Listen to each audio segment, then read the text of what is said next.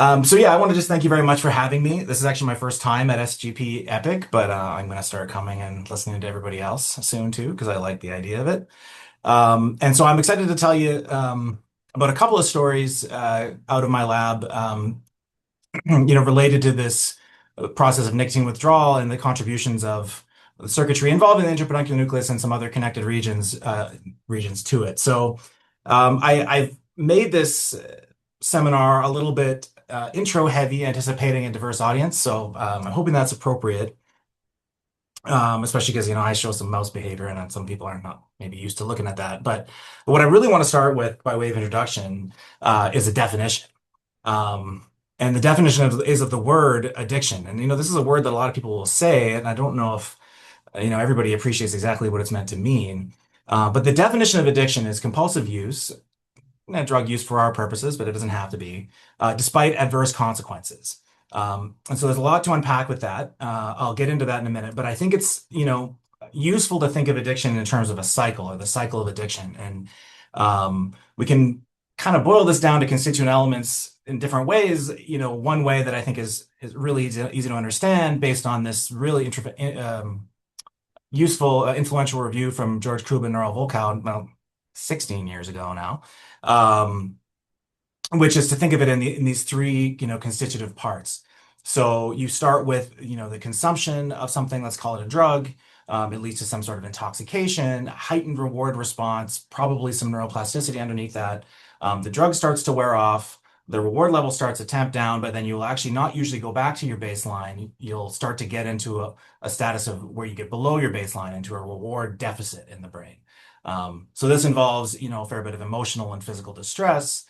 These will lead to sort of a preoccupation with, how that reward was originally gotten. You start move into sort of an anticipation mode, which drives executive functions in the brain to reacquire the drug. So active drug seeking to start consumption and intoxication all over again. So this basic pattern holds for a lot of substances of abuse. The one that I am here to talk about, as I mentioned in my title, is nicotine. So this is a drug that doesn't need much introduction, in the sense that every person at this talk has experienced this drug at some point, whether involuntarily or not. In the United States, I realize not all of you are in the United States, but nicotine is the second most common drug of abuse in North America after alcohol, and I think that probably holds true worldwide. There are a lot of different modes to consume nicotine, the two most popular being on the left here, which is, smoking tobacco, or increasingly on the right, using e-cigarettes or a vaporizer to acquire the drug. So what exactly is nicotine? So nicotine is a weak-base alkaloid compound that's found naturally in nightshade plants of the genus Nicotiana. So I like to show this drawing on the left. This is from Cola Medicinal Plants. This is from 1887, and so it's the oldest thing that I put in any talk that I ever give. And this is a drawing of the tobacco plant. And this plant, pretty much every component of it contains nicotine in some form, but humans tend to acquire it from the leaves. So, with smoking, it would be, drying and smoking those leaves. And the chemical itself, you can see it here. It consists of a pyridine and pyrrolidine ring. The C2 position of the pyrrolidine is a chiral center, and the S enantiomer happens to be the more potent of the two. But that's what nicotine looks like. And what it does is, and this is very schematized form, you'll see that this is a lot higher res when we get into some structure function later in my talk. But nicotine acts as an agonist of the nicotinic acetylcholine receptor. And it does this by binding to the orthosteric site. So this is the site where acetylcholine, the cognate ligand, also binds. And the nicotinic receptor, unlike the muscarinic receptor, nicotinic receptor is an ionotropic receptor. So in other words, an ion channel. Binding of the agonist opens a pore and allows ions to flow. Nicotinic receptors will conduct sodium, potassium, calcium to varying degrees, and a bunch of other non-physiological ions when you're doing biophysics, but they exclude chloride ions quite well. So they're a cation channel, but fairly non-selective. And so at rest, this usually has the result of producing an excitatory effect. And so a place you can see this in a neuron that's of interest to us would be, for example, a ventral tegmental nucleus neuron. Shown on the top left there would just be tonic firing of a VTA neuron and a cell-attached patch preparation. If you wash nicotine onto this, you can introduce a tonic to phasic shift where you get these phasic bursts, and you can just quantify that by showing that the activity of this neuron, the spike firing, goes up in the presence of the drug. So if you want to look at it in an isolated cell, it'll look something like this. I'll say there's nothing special about this trace except this was the first trace we got out of the patch clamp rig we built when I first started my lab. So my student, I always leave this in here to tease my student Gary, who's probably not on this talk, but this is what nicotine does when you look at it in a patch clamp neuron. It activates quite quickly in response to the agonist. This is way above what's needed. And then you get this fairly rapid desensitization, which is also concentration dependent to the concentration of the agonist. So nicotine has a bunch of other effects as well that are important to addiction. We don't really have time to get into them. It can act as an ER chaperone to upregulate surface expression of some nicotinic receptors.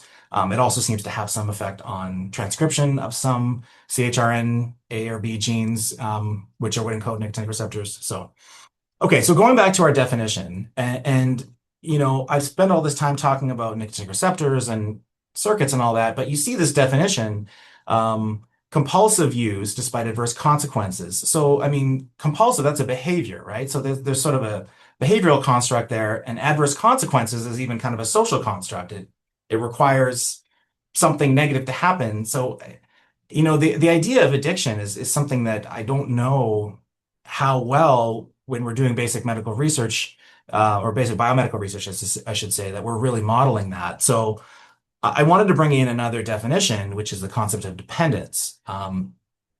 So this can be distilled down to two components: tolerance, in other words, adaptation to the drug requiring larger dosage to maintain the responding, combined with withdrawal, which refers to the development of mental and physical symptoms upon cessation that help to drive continuation of the cycle. And you can appreciate from the words in these definitions that dependence is probably a lot easier to model and to sort of say that you're studying this when you're working with animal models or when you're working with cells or whatnot. So my lab is particularly interested in the second part here, which is the concept of withdrawal, or what happens after you cease using something to develop these symptoms. So you can assess nicotine withdrawal in a mouse model. So this would be just sort of like a behavioral look at it. And I'll just say about withdrawal, like people who have smoked or worked in animals will agree that, the positive reinforcement is pretty mild. It's really like when you try to quit, that it really gets you, the negative reinforcement. So I just, point that out to sort of validate why we're going to look at withdrawal after the fact as being important for nicotine dependence, addiction, right? So then there's a couple of aspects to withdrawal that are important to discuss. On the left, I'm just going to show this little video, and I really hope it works. And so this is a mouse that's undergoing nicotine withdrawal. I don't know why it decided to stretch like that. But you can see it's twitching. There's a lot of grooming going on, some of it in the stereotype mouse pattern. So mice will kind of groom in sequence, but when they're undergoing these physical symptoms, they'll, do a lot of extra facial scratches and itchy, and you can just see this guy's not feeling very good in his body right now.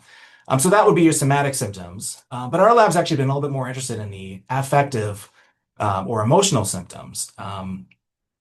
So the most common way to quantify these is using various behavioral assays. The gold standard tends to be the elevated plus maze. So the way I've photographed this maze here is with the two vertical arms, which are the open arms, and two horizontal arms, which are the closed arms. So the idea being that a mouse is a naturally curious creature. It wants to know what's around it. It needs to explore. So when it's feeling, pretty good, its natural state is to look around through the open arms and explore the novelty of its surroundings. However, if it's feeling fearful or stressed, it's more likely to retreat to the safety of the closed arms where it feels less exposed to the environment. So it's been shown quite definitively over the years that this is a good proxy for the level of anxiety of the animal. And we know that the affective symptoms of nicotine withdrawal actually have a very strong overlap with the anxiety phenotype. So I'm going to go back and lean on definitions again. So the definition of anxiety per the APA is that it's an emotion characterized by feelings of tension, worried thoughts, physical changes like increased blood pressure. That's fine. I think that it's useful to bring in a little bit more comprehensive definition for our purposes. which is to compare it to fear. So, fear is, an adaptive state of apprehension that begins rapidly and dissipates quickly when a threat is removed. We need fear. This is important for our survival, right? Um, Whereas anxiety is elicited by less specific and less predictable threats, right? Or those that are more distant. So anxiety is a more maladaptive phenomenon that represents a long-lasting state of apprehension or sustained fear, right? So we talk about anxiety. And when we look at anxiety, neuro people, of which I'm sort of moonlight as one, I guess, biophysicist by passion, but do some neuroscience anyway. Is to look at this region of the brain called the extended amygdala. So the extended amygdala is right in the middle here, and is usually considered to be made up of these three nuclei: the bed nucleus of the stria terminalis, the central amygdala, and the basolateral amygdala, which are, have been shown to be widely interconnected through the brain with the prefrontal cortex, ventral striatum, hypothalamus, etc. But what's interesting is that a few years ago, well, 13 years ago, this paper came out showing that actually there's other regions of the brain that seem sort of distant from the amygdala, but that will have a big impact on this anxiety-like phenotype. So this group went and performed lesions in the triangular septum, and they were able to show, so in the middle here we have our elevated maze. They're able to show that these animals will spend a lot more time in the open arms of the elevated maze. They'll spend a lot more time in the center of an open field, which is considered a sort of orthogonal test for this. And they will actually bury a lot fewer marbles in the marble burying assay. So in other words, the triangular septum seems to have this separate input to circuitry that's ultimately having an effect on these anxiety expression. So what is the triangular septum? Well, it sits in the sort of in the forebrain below the corpus callosum. It provides this big input to a nucleus called the medial habenula, which is actually kind of a bit of an underappreciated nucleus in the epithalamus, and which also supposedly receives some input from the amygdala as well as the BAC, which is the bed nucleus of the anterior commissure. And the medial habenula then sends a strong projection to the interpeduncular nucleus, which I'll show in a later slide in a little more anatomically correct way. So we know that this pathway has some impact on anxiety. Anxiety symptoms are regulated by activity in this medial habenula IPN. This has been shown. We also know that nicotine withdrawal is anxiogenic. Methodologically, I just want to get into, okay, well, how do we get the mice to be dependent on nicotine to cause withdrawal? And, this cute little guy here, the discerning observer will see that the fingers are all messed up because I made this with one of these AI image generation tools, right? And I did that because we don't have a picture of this because this isn't what we do, right? You can't really train mice to smoke cigarettes. Now, there are people that are developing, vapor chamber type approaches, which is good because it allows you to do intermittent exposure and try to sort of simulate smoking a little bit better, right? Because, we don't have a constant exposure to nicotine by smoking. There's a challenge with this, though, a big technical challenge, which is that, the half-life of nicotine in a human is about 2 hours. And you can think of this as a rough proxy for how long it might take you to crave a cigarette after you're finished one. However, the half-life of nicotine in mouse is about 5 minutes. They metabolize this drug extraordinarily quickly. So any sort of intermittent exposure or contingent exposure paradigm can make it very hard to induce these sort of like significant changes in the brain that are required to then, have some kind of plastic effect on downstream behavior. So we want to ask how to get the nicotine into the mouse. So yes, we could inject them peritoneally with nicotine. Having to do this a couple times a day over the course of weeks is going to make them really annoyed. So we don't tend to do that. It's also a pain in the butt for the lab person. You can put it in their drinking water. This has been pretty well established, but this runs into the same problem that you run into this short half-life. So it takes a very long time to make the mice undergo any kind of sort of plastic changes that will translate to behavior. So we tend to employ this third method over here. This is actually a rat in this picture, but which is to implant an osmotic pump that's containing nicotine ditartrate salt into the subcutaneous pouch at the back of their neck. And so this has the advantage of allowing this controlled, sustained release of a high concentration of nicotine. It's a single surgery that you can do, and you can decide how much nicotine you're going to make them experience just by how much you put into the pump. So this has become sort of a gold standard way of doing this in the field. Um, so we take our rat, but in our case, a mouse. We implant the pump for 14 days. Okay, and then what? We want to undergo withdrawal. So this group a few years back, Dimaj et al., had shown that if you take the mouse at a normal sort of saline baseline or saline injected baseline for control, I should say, and if you inject them with a bunch of different nicotinic receptor antagonists, you can actually precipitate this withdrawal effect with a systemic injection of these different drugs. So here they're showing mecamylamine, dihydrobeta-erythroidine, methylcaconitin, I think, and hexamethonium. And you can see that, the highest one would be this 3 megs per kg of subcutaneous mecamylamine will actually cause the induction of withdrawal signs well above the baseline. So that's mecamylamine right there. So the really interesting thing afterwards was that another group went and took the mecamylamine. Instead of giving them as a subcutaneous injection, you can infuse this directly into the interpeduncular nucleus and basically phenocopy your subcutaneous injection. And you can see that this did not occur if you infuse it into the ventral tegmental area, suggesting that there's a sort of a specific value of infusing this into the IPN in the previously nicotine-exposed mice in order to precipitate withdrawal. So the question becomes, is manipulating activity at IPN neurons sufficient to modify the overall nicotine withdrawal phenotype? So to start testing this, we went back to our elevated plus maze. And so on the left here, you can just see these heat maps I showed before. The left being the open arm mouse that's kind of happier and not anxious, and the right being the one that's determined to protect itself from the outside environment. So if we take our animals, we implant them with a nicotine-containing pump, and we give them an IP injection of saline. We can see they actually spend quite a bit of time in the open arm. They're pretty happy that way. And the really discerning viewer here will see that ours actually spend a lot of time in the open arm, and we're quite proud that we got our mice to be so not anxious with handling and acclimatization and getting our light settings just right. So, we did have a manuscript reviewer ask, well, why do they spend so much time in the open arm? And we were able to convince them it's because we're so good at this experiment. But it's not the same thing if you have chronic nicotine. If you have chronic nicotine in the osmotic pump and you give them, I said that backwards, sorry.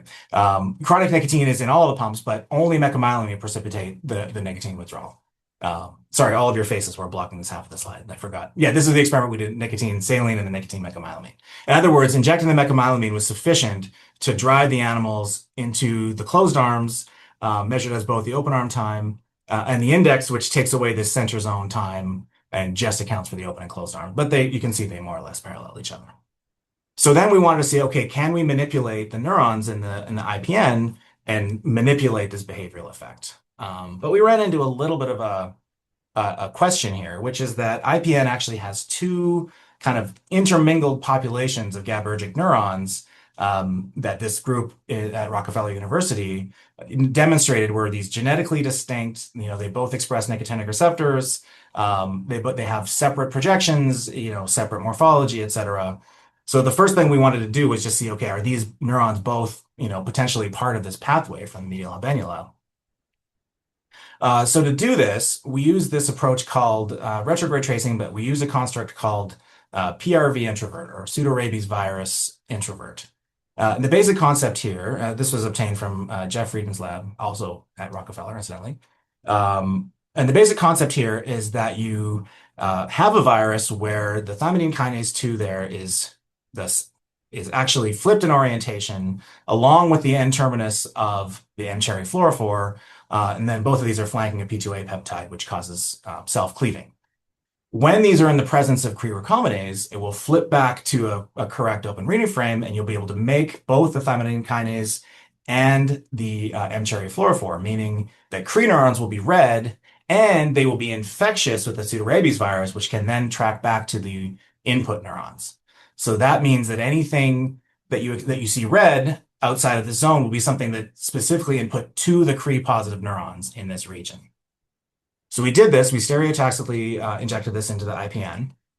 And when we went back to look at the habenula, we found that, in fact, both of these neurons in the IPN, as you can see in the apex of the bottom panels here, they both exhibited very strong red fluorescence in the ventral medial habenula, as shown above, suggesting that actually both of these do receive these direct projections from the medial habenula neurons. So we had to test both of them. So how are we going to manipulate these? We use an approach called chemogenetics. Some of you are probably familiar with this. But briefly, the idea of this is that you take a receptor that has been modified to only accept a designer drug. So you have a designer receptor exclusively activated by a designer drug, or DREAD. And the most common way of doing this has been to use these modified muscarinic receptors, the M3, which is an excitatory receptor based on G-alpha Q, or the M4, which is inhibitory based on G-alpha IO, and to express these in the cells of interest and see how this affects their activity. So we did this using a similar approach. We had these Cree lines. So you see the inverted open reading frame of the HM3DQ in this case with the M-cherry fluorophore. In the presence of Cree, it's inverted, and you get red cells you can identify, and they express this excitatory DREAD. So we did this by stereotactically infecting the IPN. We waited for 2 weeks after the date of our injection. Then we implanted our osmotic pumps with either saline or nicotine. We gave them the agonist, which is clozapine and oxide in our case, although there have been some designer ligands to even improve on that since we started this. Then we gave them our mecamylamine shot to precipitate the behavior, and then we tested them. And so, the first thing we actually did was we tested whether they're sort of physiologically able to do what we think they're able to do. So we did this in a brain slice recording using a patch electrode. Basically, this is a current clamp recording of red. So in other words, HM3DQ expressing amigo-1 plus neurons in the IPN. And you can see that when you let them sit there, they'll fire a little bit, but when you apply that ligand, they'll fire quite a bit more. This didn't really seem to affect the resting voltage so much that it seemed to impact the rheobase. So we had to start injecting negative DC current to get them to stop firing. So you can see that this is really making them a lot more excitable from the same baseline, consistent with what we were expecting.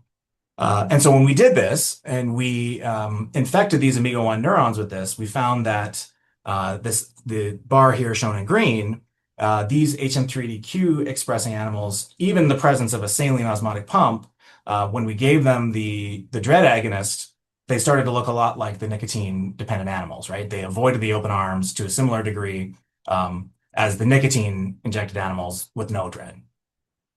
So that was interesting. It suggested that exogenous excitation of this population of neurons was enough to drive this, anxiogenic phenotype. So we also wanted to do the converse experiment, right? Because we normally what we're interested in is, okay, well, nicotine, we think nicotine affects these neurons. So can we just inhibit them, and will that be sufficient to offset the phenotype we're seeing? So similarly, we characterized it. We injected these animals, and we used some of them for patch clamp recording. So we saw that the injection of the CNO actually caused a suppression of the resting membrane voltage in this particular case. So slightly different, cellular phenotype than what we were seeing in the HM3DQ, but the upshot should be the same. It should be inhibitory in the animals. And sure enough, that's what we see. So if we compare the orange colored bars, if we compare either our DREAD-injected saline pump animals or our DREAD-injected nicotine pump animals, we can see that they occupy the open arms to a similar degree as the normal saline DREAD-naive animals. And you can see that some of them, this level of variability is pretty common for a mouse experiment. Mice are a little dumb, but some of them really did not show much interest in the closed arms at all. In fact, and none of them they weren't stationary, although some of them just were pretty happy out there. Some of them were just, kind of completely satisfied to hang out of the open arms for pretty much the whole test. So this was quite striking in that it showed that the anxiety phenotype had almost completely disappeared. So I had mentioned that we were also looking at this other population there, which was labeled by the gene EpIC, EpIC. So we also wanted to see if this produced any sort of an effect. So we did the same validation experiment.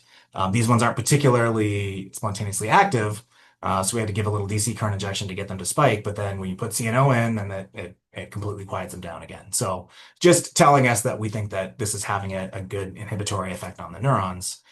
However, when we go back to our behavior assay, all of a sudden they behave just as though the dread wasn't even there. So the inhibitory dread with the salines, looks pretty much like the dread naive saline versus the inhibitory dread with nicotine still prefers the closed arms of the maze.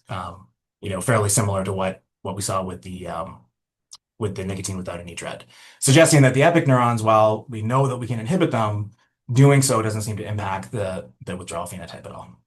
So just to summarize this behavioral component, we've shown that genetically separable populations of GABAergic neurons do exist in the IPN, and that exogenous activation of one of the populations marked by the gene amigo-1 is sufficient to drive this anxiogenic phenotype in the elevated plus maze.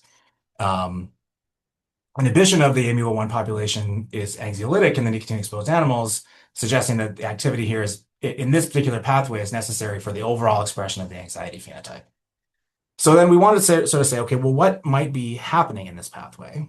So I want to just go back for a quick look at the pathway here.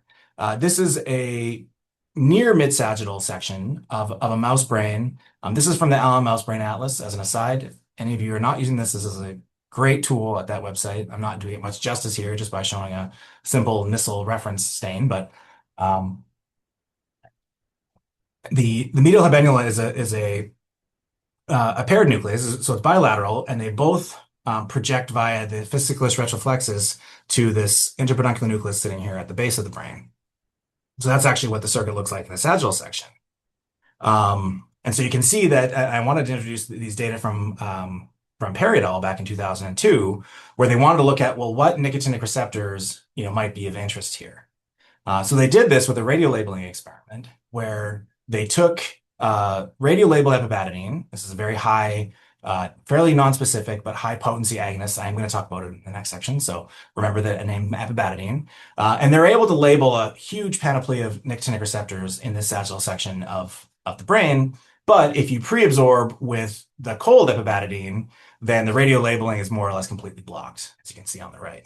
And you can do a similar experiment with a radiolabeled I85380, which is a more specific targeted to the alpha-4 beta-2 nicotinic receptor. And so you can see the same thing, and this is consistent with the fact that alpha-4 beta-2 is a very widespread nicotinic receptor in the brain. And you can, again, block that by pre-exposing them to the cold I85380. However, if you pre-expose them to the A85380, but then you give them the hot epibadidine, you can see that there's a couple of parts of the brain that really stand out and glow as being labeled by the nicotinic receptor antagonist, but not by the alpha-4 beta-2 specific one. And these are from the habenula, fasciculus retroflexus, and the interpeduncular nucleus, as well as the pineal gland, incidentally. But I'm not going to talk about that. So let's go in and take a closer look. In this case, it's looking at the medial habenula. I don't need to go into what the technique I'm schematizing on the top left here is. I don't think most people will probably know what a patch clamp is. And this is a very low-res image of me bringing a patch clamp electrode over a medial habenula neuron. And then we exposed neurons in this type of prep to a couple of different blockers, SR16584, which is actually a bit obsolete now, but it's a very specific alpha-3 beta-4 blocker, as well as dihydrobeta-erythroidin, which is an alpha-4 beta-2 blocker. And when you do this, and then you pre-expose them to nicotine and then add the blocker, you can see that, in fact, both of these nicotinic receptor types are expressed there. And that's known, that's been shown before, that they express alpha-3 beta-4s and alpha-4 beta-2s in the habenula and IPN circuit. So that's just quantified here. You can see that both drugs block pretty well. And you can also see that I forgot to make my units into Greek. So that should all be micromolars up there. I thought I did that. Oops, sorry. However, when you look at the spontaneous activity of these neurons, you get a bit of a different story. This is just a spontaneous spike firing experiment, and you can see that if you apply the alpha 3 beta 4 blocker, you start to see this slowing of the spike firing, which just doesn't even happen when you apply the alpha 4 beta 2 blocker. So it implies that there's something kind of interesting about whatever the alpha 3 beta 4 receptor is doing in this circuit. And for this audience, I wanted to talk about the alpha 3 beta 4 nicotinic receptor a little bit to get into a little bit of structure function stuff. So I mentioned SR165A4, obviously nicotine.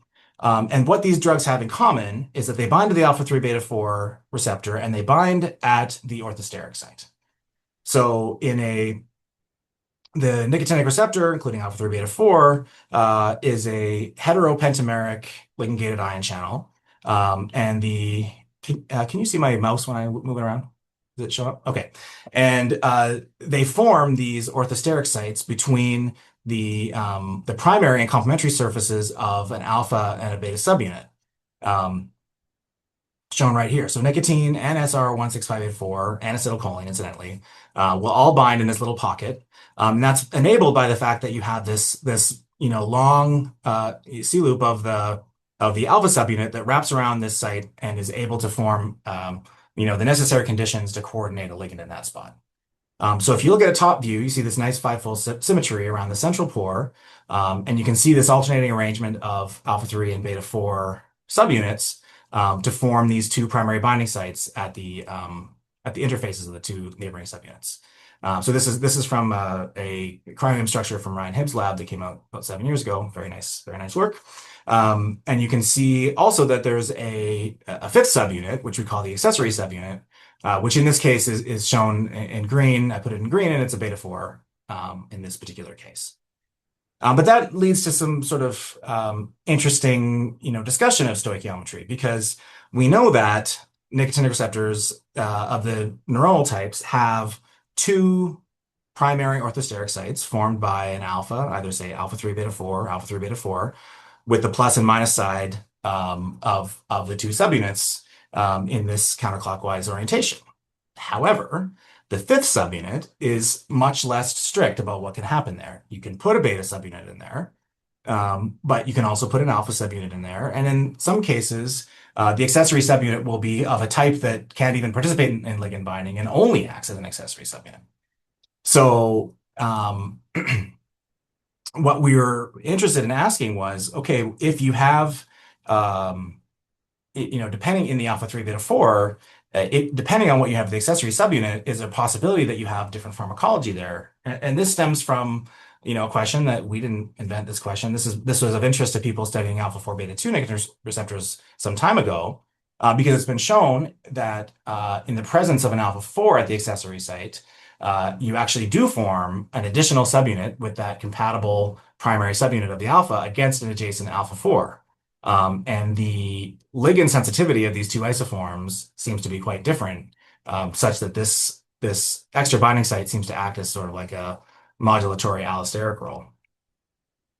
So what we ultimately want to ask is, do alpha 3 beta 4 nicotinic receptors in the needle habenula to interpeduncular nucleus pathway have any additional physiologically relevant or pharmacologically relevant accessory sites, depending on which accessory subunit is incorporated there? But unfortunately, to even ask that, we don't even have the tools to ask that question, because we don't even know, well, do alpha 3 beta, 3 beta 4 2 nicotinic receptors even have a third agonist binding site? So we wanted to ask that question. My recently graduated PhD student, first one, was really interested in this question. And so we went back to kind of an old strategy a lot of people have used in a lot of different channels, which is to force them to take the stoichiometry that we wanted.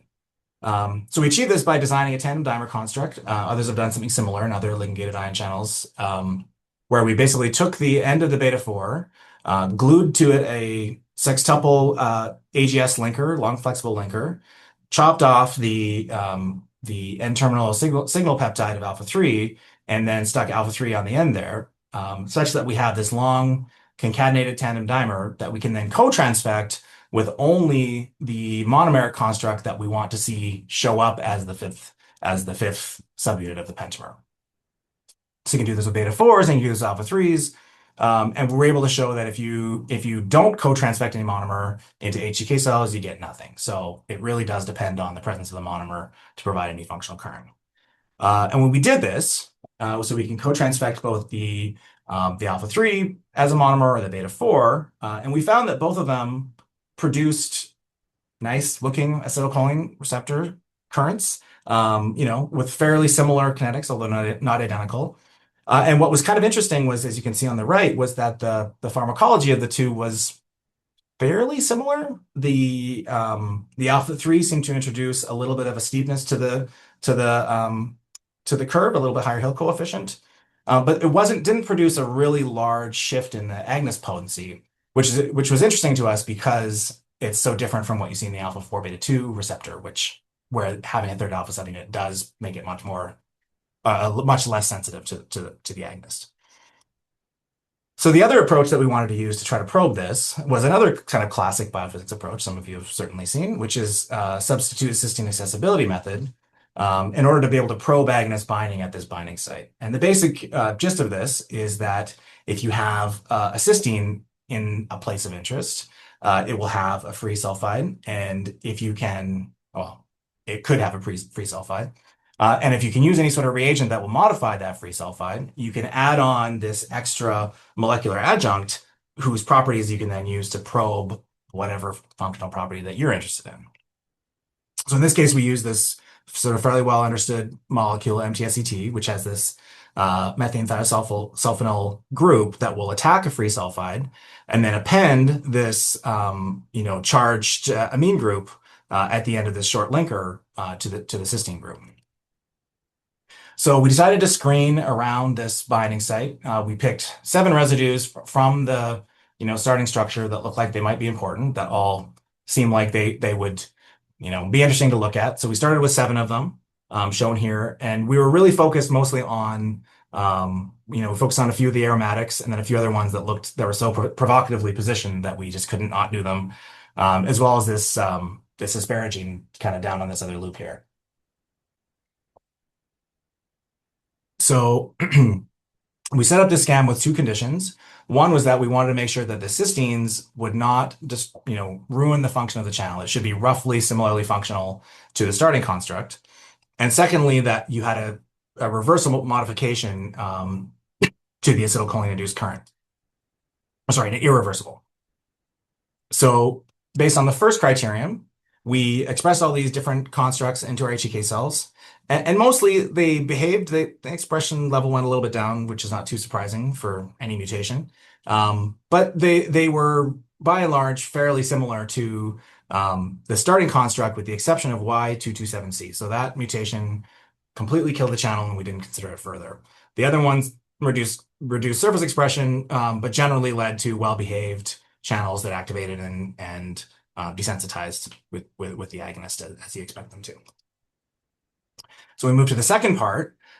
We added the MTSET. This is a bit of a challenging experiment because you have to make this fresh all the time. But we added the MTSET, and what we wanted to see was that the MTSET caused some kind of an irreversible effect on the current.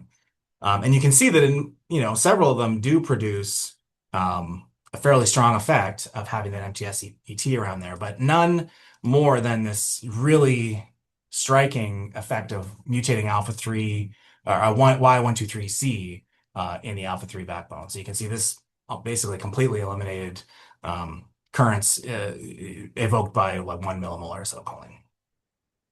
So we wanted to get a bit of a structural look at, okay, well, what might this look like here? So we asked Andrew Riley's lab and his grad student Megan Jerk in the pharmacy department to do a little bit of modeling. So they plugged this into Maestro and started just docking things in there. And we can see that, this is fairly predictable. You take acetylcholine, you dock it into the alpha 3 beta 4 binding site, and it'll go fit really nicely into this aromatic box that allows it to coordinate the amine group with the pi electrons of the neighboring aromatics. So this is a very well-known mechanism of coordination of ligands in this binding site. And if you then chop off that Y123 side chain here, you turn it into cysteine, and it turns out that side chain isn't really contributing to the aromatic box all that much, but you can see that it sort of definitely changes the local geometry a little bit. Then, if you take this and you mutate it to MTSET, you can see that there's a slight reorientation of some of these aromatic side chains to come in and actually help coordinate that charged amine group. So we think that actually that having that linker there will be partially coordinated by the aromatic box um, when you have a positively charged moiety at the end there. And on the right here, you can see what happens when you try to dock acetylcholine. It's just kind of no bueno. There's a complete steric clash, and there's completely covers it up. So we thought that was interesting, and then we submitted this, and the reviewer said, "Well, how do you know you're not just what do you think's happening there? How do you know that you're not just somehow killing the channel or doing something off target?" So we said, "Okay, well, here's how we're going to deal with this. We're going to see what happens with some other agonists, and specifically with this really high potency agonist that we had our hands on already, epibadidine." And so we watched epibadidine in this prep, and we were kind of surprised to see that actually some of the current does recover with epibadidine. So acetylcholine, yeah, nothing. But epibadidine at our highest concentration, it actually does bring some of the current back. So we were a little puzzled by this because it seemed to fly against what we thought was happening until Gari went and did the concentration dependence. And what she found was that while you have this clear activation by epibadidine before you apply the MTSCT. Afterwards, you get this big, 3 order of magnitude right shift of the potency of epibadidine. That's approximate because we couldn't get even close to our normal level of activity at the top here. So what we really think is happening is that our covalent adjunct is acting as a competitive antagonist for the site, and that eventually, with enough of the higher, better preferred epibadidine there, it's enough to displace some of the MTSCT and activate the channel again. So ultimately, we thought it was actually a pretty nice experiment because it helped to explain, well, why this might happen. So then we wanted to move on and say, okay, well, what happens when we constrain our stoichiometry and we put this binding site only in some places of the receptor, but not others? So our normal tandem dimer construct with an alpha 3 there, maybe you see a little bit of desensitization here, but by and large, the current recovers when you apply MTSCT. If you take that extra alpha 3 and you give that the cysteine residue and modify it with MTSCT, you see this really drastic reduction in the size of the current that acetylcholine will evoke. In other words, this is clearly the integrity of this binding site is clearly important for full activation of the channel afterwards. And putting a competitive antagonist, as we think is occurring there, will significantly inhibit the ultimate current. If you put this mutation only in the tandem dimer, but not in the extra alpha 3, well, for one thing, you see the currents get quite a bit smaller. This construct doesn't seem to be as happy, but it does consistently recover quite well, suggesting that if you have an intact accessory site, even if you block the orthosteric site with this competitive antagonist, the accessory site can push the channel to open. Whereas if you don't have an compatible accessory site, if you put a beta 4 there, you get basically a complete flatlining of the current. Still doesn't express very well, but you never get it back. So that's quantified here. And what that tells us is that we really do have two separate but both functionally important binding sites occurring at the orthosteric site as well as at the accessory orthosteric site. So we wanted to just dig into this a little bit further with some mutations. I'm going to kind of probably go through this pretty quickly, but continuing on with our epibadidine, we tried introducing a few different mutations in that orthosteric or accessory orthosteric site, and we saw that actually you can see a fairly significant shift in agonist potency there, depending on what mutation you put in. Either fairly conservative Y123F here you can see, this is our cysteine, as well as W179F, which is another nearby residue. So what that tells us is that this, as we've been calling it, an accessory orthosteric site, is clearly important for activation, and mutations there can reduce the potency of the agonist as we put it in. What they don't do is impact channel desensitization. So I mentioned desensitization earlier. Some of these mutations will cause a fairly significant slowing of desensitization of the channel when they're present in the orthosteric sites. If you do the same mutations, but confine them only to the accessory site, we see that the channel desensitization is more or less the same. So to summarize, we found that there are two separate assemblies of alpha 3 beta 4 with distinct pharmacology from each other. And if you have an alpha 3 subunit at the accessory position, it contributes a third ligand binding site. The accessory site formed is essential for activation, and the local geometry in that area seems to be, important for normal activation of the receptor, but it's dispensable to be able to desensitize the channel. And finally, that we think that this means that there's maybe a unique local environment in the alpha 3 subunit interface that might allow us to dissect the role of these different stoichiometries of the channels when we look at them in a more in vivo context.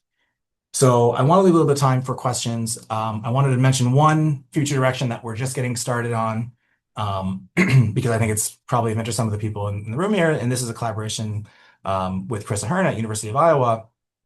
And it's to try to use unnatural amino acids to probe the site-specific properties of these ligand interacting side chains of nicotinic receptors. So this is a technique that others have used, and what we're really hoping to do is use it to pick apart how ligands bind differently depending on what the local stoichiometry of this binding site is. So the basic concept here is you use an O site where the tRNA for a stop codon has been replaced with one that will append some kind of designer amino acid. And we just start off by validating this the way others have, which is to use these aromatic residues that progressively fluorinate away fluorinate the side chain or the aromatic ring to remove the pi electrons from being able to then coordinate the cation in the cation box. And we have been preliminarily successful in being able to shift the potency of different agonists in this receptor. And so our next step is to translate this into our stoichiometrically constrained nicotinic receptors to show how the different subunits are contributing. So we're also starting some structure activity relationships at this site, but I think instead I'm just going to skim through and wrap up and put up a few acknowledgments. So I want to mention that this work was done by Annabelle, who couldn't be at our lab Christmas party this year because she came down with COVID that day, which is too bad. As well as Gary, who just graduated a few months ago, and is looking for postdocs anyway. And as well as my lab manager and research specialist Shayna, and some other students and technicians in the lab. We also have a nice collaboration with Andrew Riley here at UIC and a student, Megan Jurek. And we've gotten money over the last couple of years from the Brain Research Foundation, and INDS and NIDA. So I want to thank you all for being here and listening to me talk fairly fast, and I'm happy to take questions. Hey, Chris, great job. That was fantastic. Some lovely data, and I think the scope was really perfect for this series. So thank you for presenting. If anyone has any questions, they could type them into the Q&A box now or raise your hand. We can wait for them to come in. I guess I could kick us off with a bit of a boring question, Chris. How does the subunit expression differ between mice and humans in these brain regions? Is that known? No, that's a good question. For the most part, I actually don't know if we've ever really done a true comparison. It's known that the alpha 3 and beta 4s are very highly expressed in this pathway in human. In terms of the balance between the alpha 3s and the beta 4s, I'm not so sure. But it's definitely consistently higher in humans, rats, mice, other animals. This is a fairly unique. The alpha 3 beta 4 is the ganglionic nicotinic receptor. It's really been of interest elsewhere in the body, and it was only because people started looking at the subannula, and it was surprising. Ken Keller told me when they were doing those radio experiments, they thought they did them wrong because it was so like they had to turn down, saturating it was such a high expression. It's really quite striking how many of those receptors are in that nucleus. And I think that is consistent with humans as well, to answer your question. Yeah. And do you think the expression level changes in certain pathological states or physiological states, so or that's addiction or... So that's a good question too. And and this is something that's a little bit, I would call it controversial in that. So it's known that alpha 4 beta 2, the balance of the two stoichiometries is affected by chronic exposure to nicotine. So the 3 alphas version is the normal physiological, it's more highly expressed normally, but the high sensitivity one that has 3 beta subunits is upregulated by chronic nicotine. You can get alpha 3 beta 4s to do the same thing but you have to put so much nicotine in that it's hard to know if that's physiological or not. At normal smokers nicotine, that doesn't really seem to happen. So there's some question as to which one is the native form too, and we're convinced that there's probably a mix. I've done a few experiments to find that there's probably a mix in there. The experiments aren't great because we don't have the probes to do it yet. Um, but that would be my guess. We, Marcel, I we think had you a great seminar from Gia Zhu in the Ryan Hibbs group, who was doing native cryo-EM on right. GABA A receptors, and the subunit expression is far more diverse than one It, could have it's predicted. true, and I'm waiting for I think I casually mentioned that to her at the SGP meeting at Woods Hole that you need to do that for these too. Right. So maybe they Sorry, are. Marcel. I Marcel, spoke I I think you had a spoke over your question. question, Marcel. Yeah, sorry, I actually have to run. I have a faculty interview in like 2 minutes. But nice talk, Chris. I can reach out to you personally with my question. Sure. I'm going to go to BPS this year too. So if it's not that urgent, we can just talk there. But yes, happy to talk over email. Perfect. Sorry, Marcel. I always do that. I filibuster the questions. Okay. If we have any others online, please let me know. I can go again while we wait. Sure. Yeah, I was wondering about the role of the IPN and modulating the activity within the IPN, what effects you might have on other behaviors. Would you expect Right. any? So if you targeted that for addiction, would you also have effects on anhedonia or risk taking or Yeah, anything it's like that? possible because that area has been associated with this, but it'd probably be the other way around. If anything, it would, you would expect to be able to reverse anhedonia to some extent in the same Right. way. There's also some locomotor effects of the IPN. So, and we actually are interested in trying to kind of dissect some of these things. I didn't really go into this. We've been starting to do some, well, not starting, we've been pretty far along in doing some, fibrophotometry experiments with pathway tracing to try to understand what some of the other, downstream effects of this would be and how, I mean, and ultimately there's this question, well, why does manipulating the IPN have these effects at all, right? Because they're really, you think about behavior, there's all kinds of different things that go in, and especially with, the physical symptoms, which I didn't really talk about, but we found that activating those amiga-1 neurons actually reduces the number of physical symptoms that we measure, which was a very surprising result, but it was very potent. So that was hard to really understand, but it seemed like the two components of the phenotype might be separable. Um, so kind of trying to understand, well, maybe the physical aspects require, an additional component of the circuitry. But we're not able to make conclusions yet. Yes, Dr. Colcon, yeah. Yes, hello. Yeah, Greg, can you? We gave up on neuronal nicotinic receptors something like 25 years ago, at least for single channel purposes, because they were too heterogeneous, too difficult to express in mammalian cells, and their behavior depended very much on what you expressed them in. They Yeah. desensitized too rapidly. How do you manage to overcome all these problems so efficiently? Yeah. Um, with a lot of lab frustration for people. So we're pretty lucky that alpha 3 beta 4 receptors actually express pretty well in HEK cells. But as you say, they're more of an exception in that way. We've had a lot harder time trying to do any work on alpha 4 beta 2s in HEK cells. And we're working on getting around we find they're really inconsistent in that cell type. They work better in oocytes, but one of the things that we've been working on is introducing different accessory subunits that have been shown to upregulate them. So there was a paper a few years ago talking about Nacho, RIC3 is another one. There's a 1433 eta isoform. We've had some success with generating stable lines with these accessory subunits to then upregulate the channels, but it isn't all that consistent. And yeah, I didn't show this, but my student Gary spent a couple years trying to get alpha 4 beta 2 to behave itself with accessory subunits and washing in nicotine and adding forskolin and whatnot, and eventually got sick of it and decided to study alpha 3 beta 4 instead. So it's a real concern. I agree with you on that, and we've been fortunate in that the question with the alpha 3 beta 4 was a bit more cooperative for us. Okay, thank you very much.